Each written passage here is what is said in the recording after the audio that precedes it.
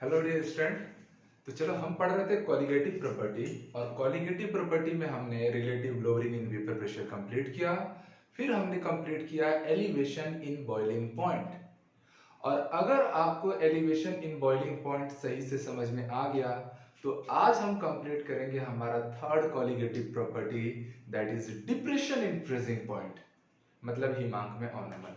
ठीक है, और ये कतई आसान है ना, एकदम बबुआ है बबुआ। चलो आज हम स्टार्ट करते हैं हम लोग third colligative property, that is depression in freezing point. Depression in freezing point. भैया फ्रीजिंग पॉइंट ये नाम आते ही सब लोग को ये समझ में आया कि भैया फ्रीजिंग पॉइंट क्या है। जैसे मैं पूछूं वाटर का फ्रीजिंग पॉइंट क्या है तो आप इमीडिएटली बोलेंगे सर 0 डिग्री सेल्सियस। मतलब हमने जूनियर क्लासेस क्लास 9th में ये पढ़ा है कि भैया फ्रीजिंग पॉइंट वो टेम्परेचर होता है जहां लिक्विड सॉलिड में कन्वर्ट हो जाता है। सिंपल सी बात है।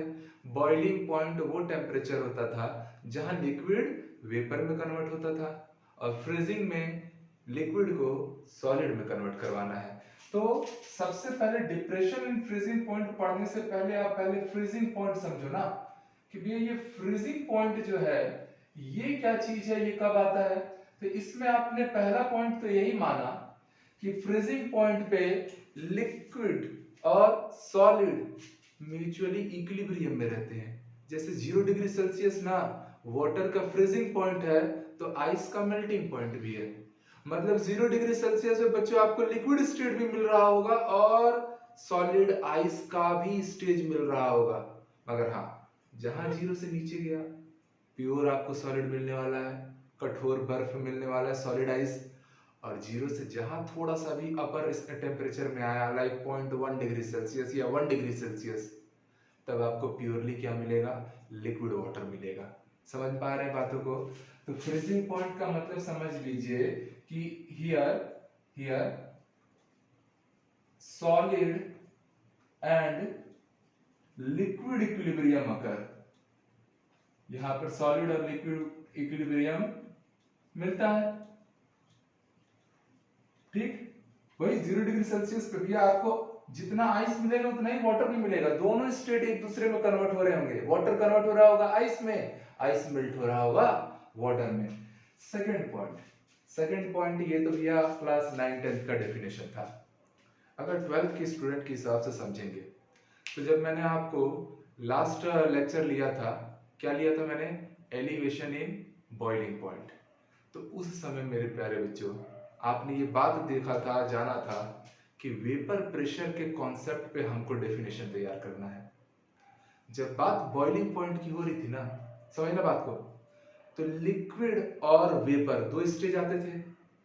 आप क्या कहते थे कि लिक्विड मतलब सॉल्यूशन का वेपर प्रेशर, एटमॉस्फेयर में कौन है, गैस, उसके वेपर प्रेशर को जब मैच करेगा वही टेम्परेचर आप लोग का क्या कहलाएगा, बॉइलिंग पॉइंट या बॉइलिंग टेम्परेचर। यहां पे कौन से दो स्टेट आपस में मैच करने वाले हैं फ्रीजिंग के केस में, लिक्विड और सॉलिड। तो यहां से आप समझ पाएंगे कि फ्रीजिंग पॉइंट का मतलब ही यही है कि vapour pressure of liquid, vapour pressure of liquid, liquid मतलब सॉल्यूशन, ठीक, should equal to the vapour pressure of solid solvent. बात समझ में आया। तो फ्रीजिंग पॉइंट वो पर्टिकुलर टेम्परेचर होगा जहां पर लिक्विड का वेपर प्रेशर मतलब सॉल्यूशन का वेपर प्रेशर सॉलिड के वेपर प्रेशर से क्या करे, मैच कर जाए। उस पर्टिकुलर टेम्परेचर को ही आप लोग क्या नाम दोगे, freezing point.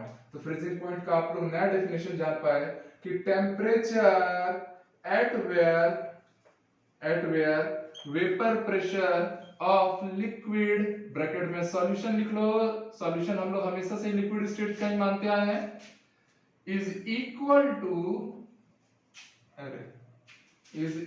To the vapour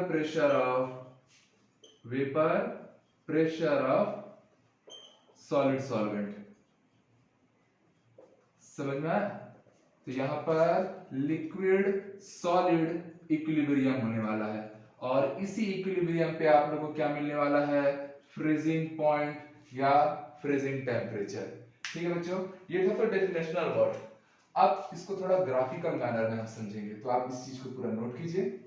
ठीक, अब देखो अगर ग्राफिकली जाना है तो ध्यान देना ना क्या होने वाला है इस बार, बड़ा इंटरेस्टिंग है। अगर बॉइलिंग वाला समझ में आ गया ना तो इसमें तो कुछ रखा ही नहीं है, एकदम आसान है। देखो यहां पर मान लो मैंने टेम्परेचर वर्सेस वेपर प्रेशर का प्लॉट किया और ये एक मेरा रेफरेंस लाइन है। इस रेफरेंस लाइन के ऊपर पूरा क्या है, लिक्विड, और नीचे कौन सा जोन है, सॉलिडस है। ये सॉलिड जोन है, ऊपर क्या है, लिक्विड जोन। और ये समझ लो आपको 0 डिग्री सेल्सियस है, वाटर के लिए बात हो रही है। तो 0 डिग्री सेल्सियस से नीचे आपको ही पता है सॉलिड रहेगा और उसके ऊपर आपको ही पता है क्या रहेगा, लिक्विड स्टेट आएगा। प्यारे बच्चों आप समझो फिर से वही बात कि किसी भी सॉल्यूशन में जब आप बनाते हैं सॉल्यूशन को तो सॉल्यूट और सॉल्वेंट को ऐड करते हो। हमारे पूरे सिलेबस में मैंने पहले ही बताया सॉल्यूट कैसा लेना है, नॉन वोलेटाइल नेचर का लेना है। और ये जब नॉन वोलेटाइल नेचर का सॉल्यूट ना सॉल्वेंट के साथ मिलकर जब सॉल्यूशन बनाता है ना, उस समय जो वेपर प्रेशर ऑफ सॉल्यूशन रहता है वो प्योर स्टेट के वेपर प्रेशर से हमेशा क्या आता है, कम आता है, क्योंकि non volatile solute vapour pressure को घटा देता है। क्लियर हो रही बातें? तो अगर मैं आपसे दो प्लॉट फिर से ऐसा ऐसा कर दूं, मान लो ये है और एक ये है, और मैं पूछूं कौन सॉल्यूट है, सॉल्वेंट है और कौन सॉल्यूशन है, तो आप बोलोगे सर इसका वेपर प्रेशर ज्यादा है, इसका कम है। ये ऊपर है ना भाई, तो ये ज्यादा है ना, तो ये सॉल्वेंट को है और ये किसको रिप्रेजेंट करेगा, सॉल्यूशन को। पर मैं इसको अभी नहीं बना रहा, मैं बस आप लोग को सॉल्वेंट वाला केस ले जाना चाह रहा हूं। देखो यहां तक गया ये सॉल्वेंट, ये मेरा क्या है, प्योर सॉल्वेंट है। नोटिस करना बच्चों, इस पॉइंट के नीचे मतलब 0 डिग्री के नीचे ये सॉल्वेंट कौन से स्टेट में है, सॉलिड स्टेट में है। 0 डिग्री सेल्सियस पे जैसे ये मैच किया ना, तो 0 डिग्री सेल्सियस वो पर्टिकुलर टेम्परेचर है जहां ये सॉलिड में भी रहेगा और जहां ये लिक्विड में भी रहेगा। मतलब कि यहां सॉलिड लिक्विड इक्विलिब्रियम आने लगा, और जैसे ही सॉलिड लिक्विड इक्विलिब्रियम आया उसी समय आप इस टेम्परेचर को क्या नाम दोगे, फ्रीजिंग पॉइंट। इस टेम्परेचर को आप क्या नाम दे रहे होंगे, फ्रीजिंग पॉइंट, बिकॉज ये प्योर स्टेट का इसलिए इस पे नॉट लग जाएगा। अब जैसे यहां पहुंच गए इसके बाद वो क्या हो जाएगा, लिक्विड। और आपको पता है अब थोड़ा सा भी टेम्परेचर बढ़ाऊंगा ना तो लिक्विड तो तुरंत गैस में कन्वर्ट होगा ना, मतलब अब वेपर प्रेशर ना बड़ी तेजी में जनरेट होगा। तो ये प्लॉट ऐसे राइज करता है, सडन राइज करता है। एनसीईआरटी के टेक्स्ट बुक में आप देखना, ये नॉर्मल जाएगा फिर सडन राइज करेगा, क्योंकि अब ये आ चुका है लिक्विड में। अब टेम्परेचर देने से वेपर प्रेशर एकदम ड्रामेटिकली इंक्रीज करेगा। ये बात हुई प्योर सॉल्वेंट की। अब बात कर रहे हैं सॉल्यूशन की। सॉल्यूशन में मेरे प्यारे सब बच्चे समझो कि ये लिक्विड सॉल्यूशन है मेरा, ये लिक्विड सॉल्यूशन आके ये वो पॉइंट है, ये मेरा क्या है, सॉल्यूशन है। सॉल्यूशन को मैं किस स्टेट में माना हूं, लिक्विड स्टेट में, और सॉल्वेंट किस स्टेट में था, सॉलिड। तो ये वो पॉइंट है ना जब लिक्विड सॉलिड को मैच कर रहा है, और जहां भी लिक्विड सॉलिड को मैच करता है वही पॉइंट तो क्या कहलाता है, फ्रीजिंग पॉइंट। तो इस बार ये जो फ्रीजिंग पॉइंट आया, ये फ्रीजिंग पॉइंट किसका है, सॉल्यूशन का फ्रीजिंग पॉइंट है, इसलिए इस पे नॉट मत लगाना ना, खाली प्योर स्टेट वाले पे नॉट लगता है। और इनके बीच का जो टेम्परेचर का डिफरेंस आता है, इसी टेम्परेचर डिफरेंस को हम लोग क्या बोलते हैं, डिप्रेशन इन फ्रीजिंग पॉइंट। अब कोई बच्चा ये सवाल पूछेगा कि सर इसको डिप्रेशन क्यों बोले, तो पहले एक इस पे आने से पहले आप लोग को मैं पहले कुछ पॉइंट लिखवा दूं कि डेल्टा एफ नॉट क्या है, यह है freezing point of pure solvent. ये किसका फ्रीजिंग पॉइंट है, प्योर सॉल्वेंट, क्योंकि नॉट लगा है। और टीएफ क्या है मेरा, यह है फ्रीजिंग पॉइंट ऑफ सॉल्यूशन। और डेल्टा टीएफ क्या है, तो that is depression in freezing point. Depression ये वर्ड क्यों बोल रहा हूं, डिप्रेशन इन फ्रीजिंग पॉइंट। ठीक, डिप्रेशन वर्ड बच्चों मैं इसलिए बोल रहा हूं क्योंकि आप एक चीज नोटिस कीजिए कि इस बार डेल्टा टीएफ और डेल्टा टीएफ नॉट और टीएफ में कौन बड़ा है, तो आप साफ साफ देख पा रहे हैं कि अगर ये 3 रहा होगा ना तो ये 4 रहा होगा। कॉमन सी बात है। तो डेल्टा टी एफ नॉट ना इस बार टी एफ से क्या है, बड़ा है, मतलब सॉल्वेंट का जो टेम्परेचर है फ्रीजिंग पॉइंट है वो सॉल्यूशन के फ्रीजिंग पॉइंट से क्या है, ज्यादा है। मतलब अगर बच्चों ये ना 1 डिग्री सेल्सियस है तो ये 0 डिग्री सेल्सियस है, या -1 डिग्री सेल्सियस है। बात पकड़ पा रहे? आप हमेशा से ही एक चीज नोटिस करते हैं, क्या नोटिस करते हैं कि पहले आता है सॉल्वेंट, उसमें जुड़ता है नॉन वोलेटाइल सॉल्यूट और बनाता है सॉल्यूशन को, मतलब बाद में कौन आया, सॉल्यूशन। तो आप मुझे बताओ पहले वाली वैल्यू बड़ी है कि बाद वाली वैल्यू बड़ी है? तो आप साफ साफ समझ पा रहे हैं इस बार पहले वाली वैल्यू बड़ी है और बाद में सॉल्यूशन बनने के बाद जो टेम्परेचर मिल रहा है, फ्रीजिंग पॉइंट मिल रहा है, वो घट के मिल रहा है, डिक्रीज होके मिल रहा है। इसका मतलब आपका इंक्रीमेंट हुआ है कि डिक्रीमेंट हुआ है, टेम्परेचर का डिक्रीमेंट हुआ है। इसीलिए इस कॉन्सेप्ट को हम लोग क्या नाम देते हैं, डिप्रेशन। क्या बोलते हैं, डिप्रेशन। डिप्रेशन मतलब घटना। बॉइलिंग पॉइंट पढ़ते थे वहां क्या होता था, फाइनल वैल्यू बढ़ जाती थी, बाद में टेम्परेचर ज्यादा मिलता था, इसलिए उसको बोलते थे एलिवेशन इन बॉइलिंग पॉइंट। यहां पर बाद की वैल्यू कम आ रही है, ये 1 डिग्री सेल्सियस आ रहा है तो ये -1 डिग्री सेल्सियस आ रहा है, मतलब बाद की वैल्यू डिक्रीज की, इसलिए इस फ्रीजिंग पॉइंट के कॉन्सेप्ट में क्या लगा है, डिप्रेशन वर्ड। क्यों लगा है, होप सो आपको ये बातें एकदम क्रिस्टल क्लियर हो गई होंगी। तो मेरे प्यारे बच्चों जो डेल्टा टीएफ है इसको आप लोग क्या नाम दे रहे हो, डिप्रेशन इन फ्रीजिंग पॉइंट। और इसकी एक्चुअल वैल्यू क्या आएगी, इसकी एक्चुअल वैल्यू इस बार टीएफ नॉट माइनस टीएफ आएगी, क्योंकि टीएफ नॉट इस बार बड़ा है, टीएफ क्या है, छोटा है। जब बॉइलिंग पॉइंट पढ़ते थे तो वहां टीबी माइनस टीबी नॉट होता था, है ना, क्योंकि उसमें टीबी बड़ा होता था, सॉल्यूशन का बॉइलिंग पॉइंट प्योर सॉल्वेंट से ज्यादा होता था। और डेल्टा टी को तो हमेशा नेगेटिव आना है ना, डिफरेंस को हमेशा नेगेटिव आना है, इसलिए बड़ी वाली वैल्यू माइनस क्या करना, छोटी वाली वैल्यू। तो ये बना आपका फाइनल एक रिजल्ट। अब हमने पहले से ही ये जाना है कि जो डेल्टा टीएफ है वो डायरेक्टली प्रोपोर्शनल हम किसके लेंगे, मोलालिटी के। किसके लिए लेंगे, मोलालिटी के। क्यों मोलालिटी, मैंने पहले ही बोला कि भैया डिप्रेशन इन फ्रीजिंग पॉइंट पढ़ने से पहले आपको एलिवेशन इन बॉइलिंग पॉइंट को समझना होगा। वहां एक एक बात आपको बताई गई है कि काहे मोलालिटी लेते हैं, ठीक है, टेम्परेचर का फैक्टर नहीं होता ना। जब ये प्रोपोर्शनैलिटी सिंबल हटता है तो यहाँ पर एक कांस्टेंट क्या आ जाएगा, केएफ इनटू क्या, मोलालिटी।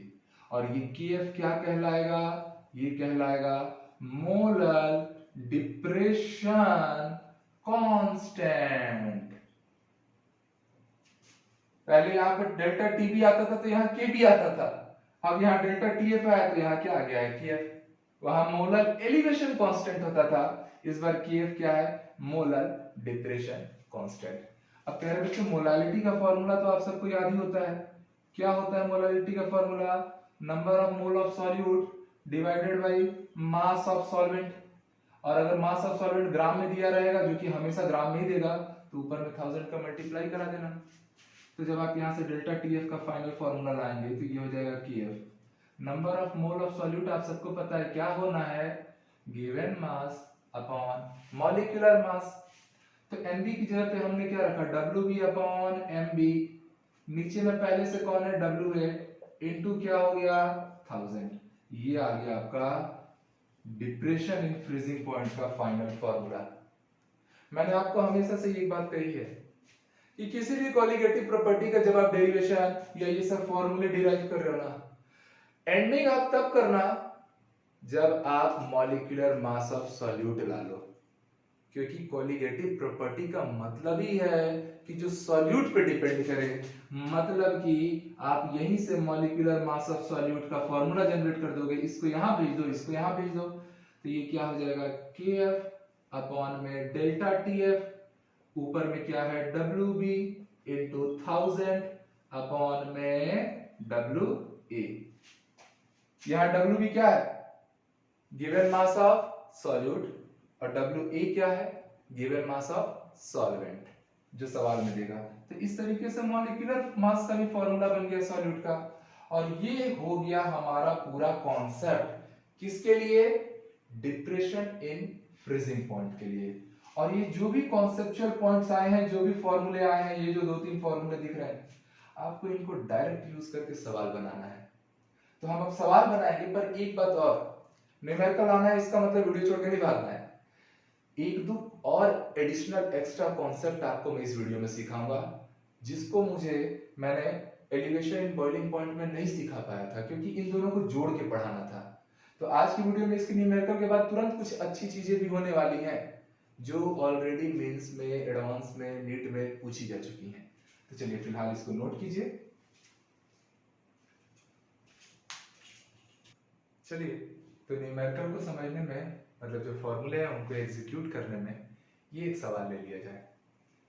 क्या बोल रहा है? 45 ग्राम एथिलीन ग्लाइकॉल, जिसका केमिकल फॉर्मूला दे रखा है, is mixed with 600 gram of water. मतलब प्यारे बच्चों, आप साफ साफ समझ गए कि जो मेरा ग्लाइकॉल है, ठीक, वो किसका रोल प्ले कर रहा है? वो रोल प्ले करेगा सॉल्यूट का, क्योंकि वो कम है। और जो मेरा वाटर है, ये रोल प्ले करेगा किसका? सॉल्वेंट का। सिंपल सी बात है, सॉल्वेंट मतलब ए और सॉल्यूट मतलब बी। तो आपको सॉल्यूट का मास मतलब Wb, ग्लाइकॉल का मास दिया हुआ है मतलब Wb दिया है, that is 45 gram. Molar mass भी ला सकते हो ग्लाइकॉल का, सिंपल है। कार्बन का 12 इंटू 2 टोटल 24 प्लस 6 30 और ये हो गया 16 इंटू 2 32, मतलब 32 टोटल हो गया 62 ग्राम मोलर मास आ गया। वाटर के लिए आता हूं, WA हम लोग को गिवन है, कितना गिवन है भैया? 600 ग्राम। ओके, ऐसे मोलर मास ऑफ वाटर पे सबको पता ही रहता है, हालांकि इसकी अभी कोई जरूरत तो पड़ने वाली नहीं है, पर ले लो, ठीक है, कोई दिक्कत नहीं है। और सवाल में क्या दिया? और सवाल में आपको Kf की वैल्यू दी हुई है, दैट इज 1.86 kg केल्विन पर मोल। ठीक, किसी को भी आगे पीछे लिख सकते हो, कई बार केल्विन kg पर मोल लिखते हैं, नॉट एट ऑल। आपसे बच्चे सवाल क्या पूछे? The freezing point depression, that means कि डेल्टा टी की वैल्यू। तो delta T freezing point depression, यही है ना, डिप्रेशन इन फ्रीजिंग पॉइंट। तो डेल्टा टी एफ, हमको दो फॉर्मूले पता है, एक क्या पता है? TF not minus TF. आपको सवाल में तो कहीं टेम्परेचर तो दिया ही नहीं है, दिया है क्या? बिल्कुल नहीं दिया। एक दूसरा फॉर्मूला हमको ये पता है कि delta T F is equal to, हमने पढ़ा था के एफ इंटू मोलालिटी, और इसी को जब मैंने सॉल्व किया था मोलालिटी को, तो ये आता था। तो इतना प्रैक्टिस करना है कि फॉर्मूले फिंगर टिप्स पे आ जाए भाई, ठीक है, और प्रैक्टिस से आराम से हो जाता है। फॉर्मूलेटिक सवाल है, गलतियां नहीं होना इधर, ठीक। तो मेरे प्यारे बच्चों, इस बार अगर मैं डेल्टा टीएफ रखूंगा, सारा डाटा तो मुझे पहले से नोन है। टीएफ की जगह पे मैंने क्या चिपका दिया? 1.86 इंटू WB कितना है? 45 इंटू 1000 डिवाइडेड बाई MB ला चुका हूं 62 इंटू WA, और WA कितना दिख रहा है हमको? 600। तो अब आप लोग को क्या करना है? यहां से सिंपली चीजों को सॉल्व करना है। ये 2 0 तो ऐसे ही कैंसिल हो गया, फिर ये 3 2 जा 6 और ये 15, उस चलो 3 2 जा 6 और ये हो गया 15, मान लो ना, अभी इसको 15 मानो और इसको 60 मान लो, तो 15 4 जा 60 सीधे सीधे कैंसिल ही हो गया। बात समझना ना, सीधे सीधे कैंसिल ही हो गया। मतलब कि डेल्टा टीएफ जो है वो 1.86 इंटू 10 मतलब 18.6 अप्रोक्सीमेटली डिवाइडेड बाई 8 के आसपास आ रहा है।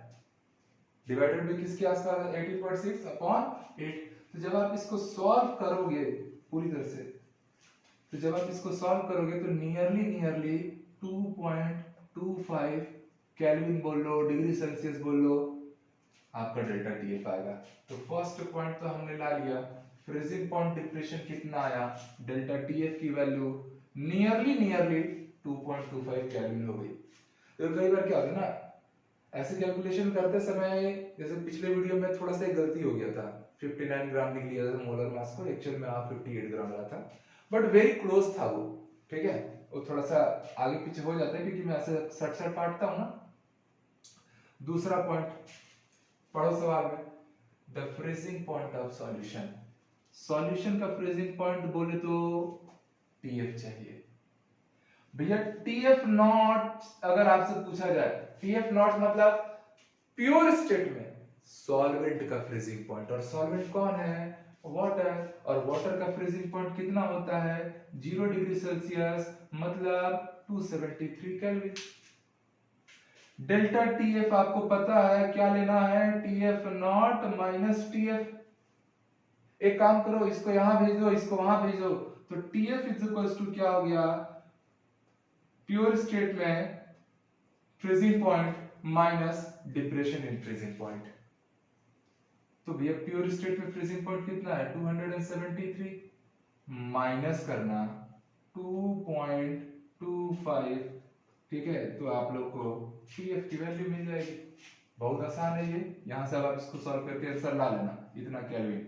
ठीक, तो इस तरीके से आप लोग देख पा रहे हो कि कितना इजी रहेगा molality sorry depression in freezing point से रिलेटेड सवाल। ठीक है, एक आध सवाल और करते हैं। ये सवाल एनसीईआरटी टेक्स्ट बुक से है, क्योंकि एनसीईआरटी हमारी भगवत गीता है, कुरान है, बाइबिल है, सब कुछ है। चलो इसको फिलहाल आप लोग नोट करो।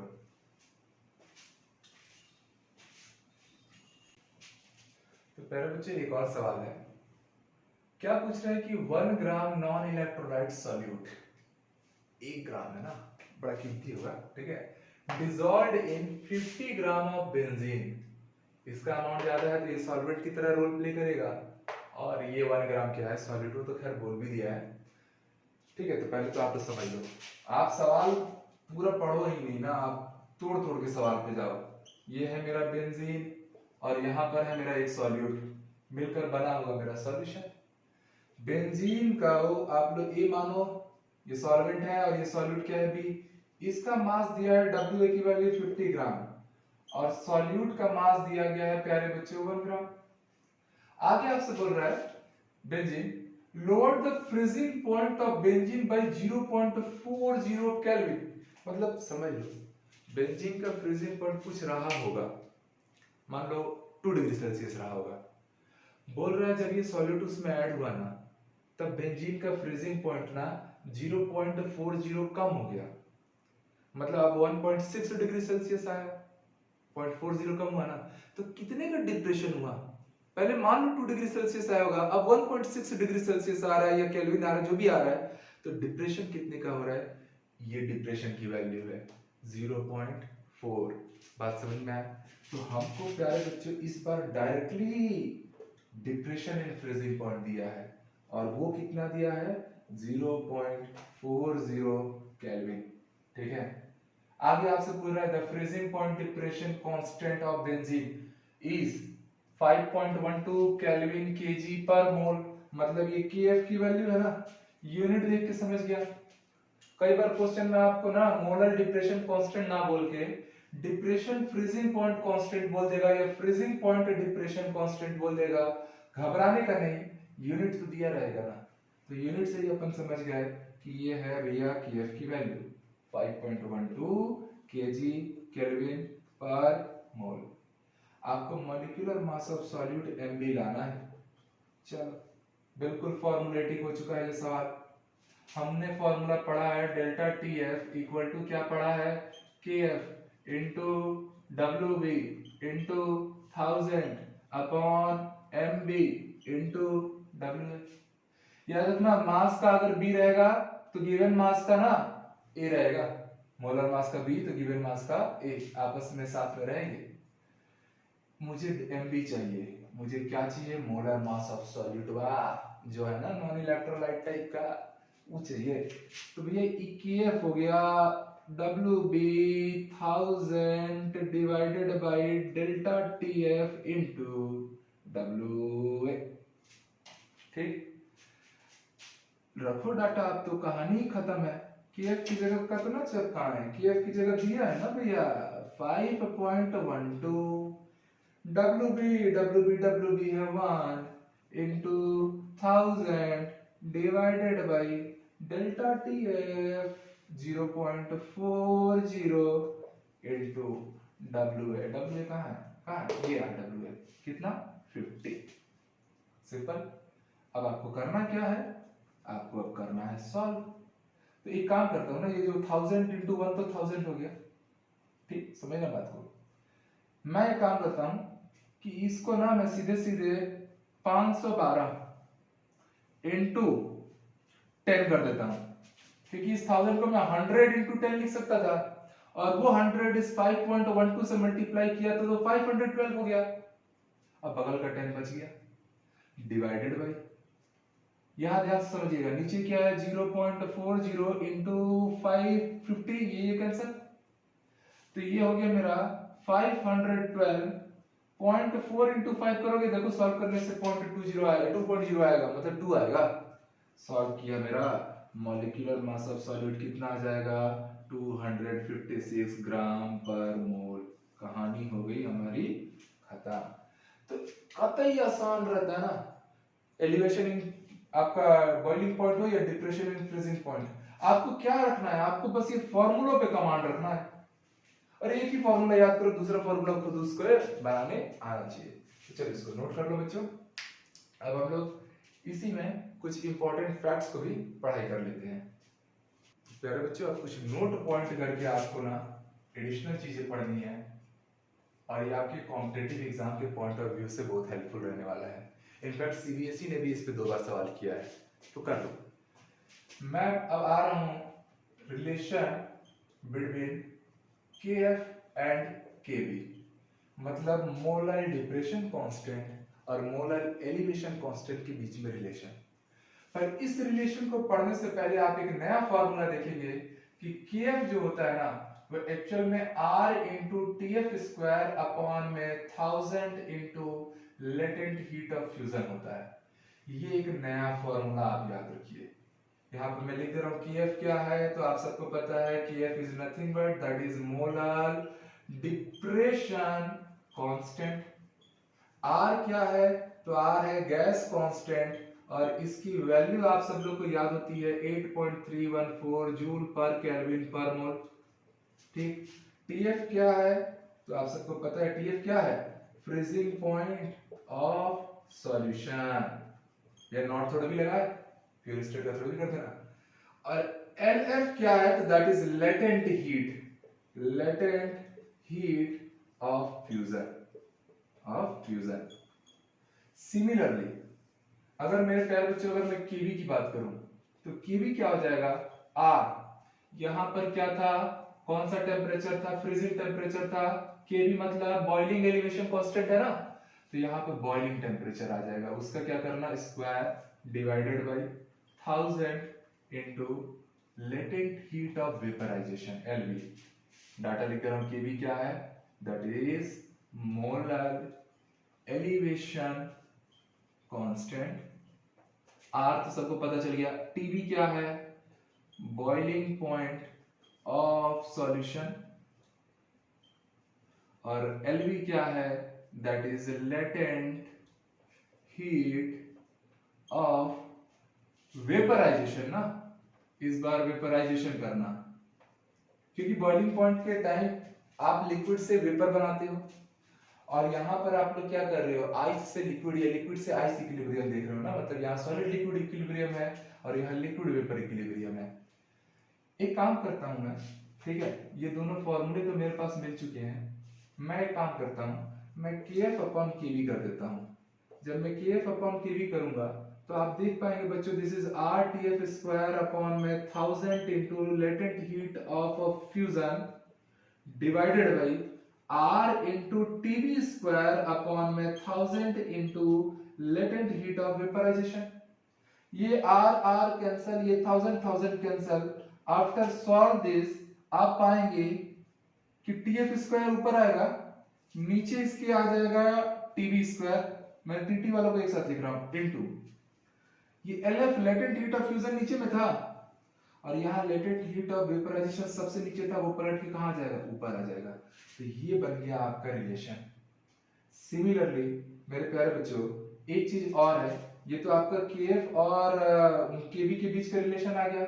क्या रिलेशन आया, चलो मैं यहाँ लिख रहा हूँ ना, मैंने अभी पाया KF upon KB equal to आया TF square upon TB square into latent heat of vaporisation upon latent heat of fusion. एक काम करो ना, यहाँ मोलालिटी का मल्टीप्लाई कर लोगे अगर, तो अगर मोलालिटी मल्टीप्लाई हुआ तो आप समझ रहे हो, KF इंटू मोलालिटी क्या होता है, वो आता है आप लोग का delta TF। Depression in freezing point. और केबी इंटू मोलारिटी, ये क्या आता था, डेल्टा टीबी। तो ये तीन रिलेशन आपस में एक दूसरे के साथ जनरेट हो गए कि पहला तो ये रिलेशन आया ही आया, दूसरा रिलेशन ये भी आया कि भैया के एफ अपॉन के बी अगर लेना तो उसी को आप लोग delta T F upon delta T B भी ले सकते हो। तो these are very important formulas और अच्छे अच्छे सवालों में हम इनको यूज कर सकते हैं। तो प्यारे बच्चों, आप ये फॉर्मूला को नोट करो, फिर ऐसे क्वेश्चन जो पूछे गए हैं प्रीवियस ईयर में मैं उसको लेकर आता हूँ। चलिए प्यारे बच्चों, हमने जो कॉन्सेप्ट पढ़ा उसको कैसे एग्जीक्यूट करना है उसी के बिहाफ पे ये दो सवाल हैं, और ये सवाल ऑलरेडी आईआईटी मेंस में आ चुका है। ठीक है, तो आराम से डिटेल से पढ़ेंगे। पहले मैं चाहूंगा कि एक बार ना आप ना इन सवालों को खुद से ट्राई कर लो। ठीक है, वीडियो रोको और ट्राई करो। चलो अब हम लोग ट्राई करते हैं। क्या बोला भैया, सवाल नंबर 1, मतलब टोटल यहाँ से तो 3 है और ये 4th है, दो सवाल पहले ही बना चुके हैं। Find molar depression constant of solution है फ्रीजिंग पॉइंट। भैया फ्रीजिंग पॉइंट दिया है सॉल्यूशन का कितना, 20 डिग्री सेल्सियस, मतलब 20 प्लस 273 कर दीजिए, ये आ गया 293 केल्विन। टेम्परेचर अगर सिंगल टेम्परेचर देगा ना तब केल्विन में पलटना मस्ट है। डिफरेंस इन टेम्परेचर दे देगा तब डिग्री सेल्सियस में हो या केल्विन में हो कोई मैटर नहीं करता, किसी में भी ले सकते हो। आगे बच्चों आपको दिया है latent heat of fusion, LF की वैल्यू दी है दैट इज 200 जूल पर ग्राम। डिमांड किया गया है find molar depression constant, KF की वैल्यू आपसे डिमांड किया गया है। आपने अभी अभी देखा रिजल्ट कि KF is equals to nothing but R into TF square upon 1000 into latent heat of fusion। आपको बस डाटा पुटिंग करना है। R की वैल्यू 8.314 into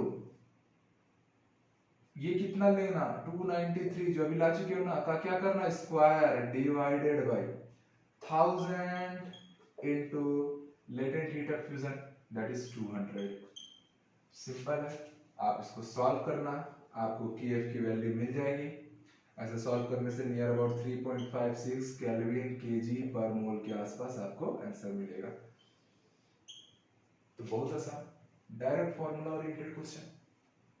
ये सवाल में आ जाओ, ये पहले आईआईटी मेंस या AEEE में आ चुका ना, पहले आईआईटी मेंस का ही नाम AEEE था, तो उस समय आया हुआ क्वेश्चन है। क्या बोल रहा है, the freezing point depression of an aqueous solution is -0.186 degree Celsius. मतलब हमसे क्या दिया, हमसे freezing point depression delta TF की वैल्यू दे दिया है 0.186 डिग्री सेल्सियस।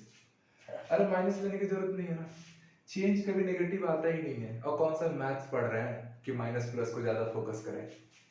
ये बोल रहा है डिप्रेस हुआ है, कितना डिप्रेस हुआ है, इतना डिप्रेस हुआ है, इसलिए सामने क्या लगा दिया है माइनस।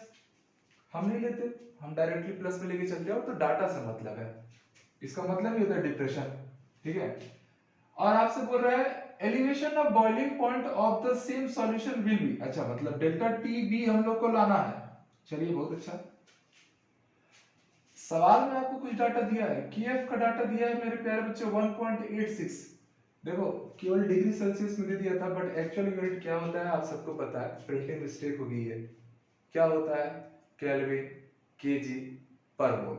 ठीक है, तो डाटा यूनिट तो अब आपको पता है। केबी भी दिया हुआ है दैट इज 0.512। आपसे पूछा है डेल्टा टीबी कितना आएगा। अभी अभी तो आपने रिलेशन पढ़ा था कि delta TF upon delta TB equal to, अभी अभी तो पढ़े थे KF अपॉन KB।